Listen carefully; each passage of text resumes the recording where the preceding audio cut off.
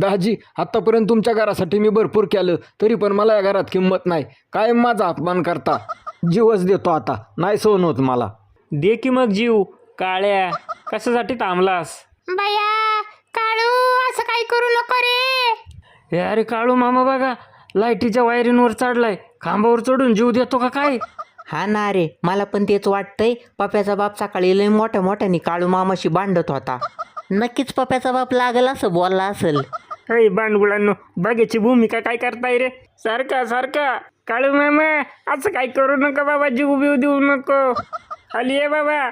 अरे बांडगुळांनो, जीव द्यायला नाही आलो. रात्रीपासून आमच्या इथं लाईट नाही. गारमाईने जीव चालला इथं. शॉर्ट सर्किट झालंय का ते चेक करायला आलोय. हत्ती आईला ते कारण होतं वय. आम्हाला वाटलं लागती वर्गणी गोळा कराय आता. हा बांडगुळांनो, तुम्ही माझा 10 आणि 13 खायचीच वाट बघा.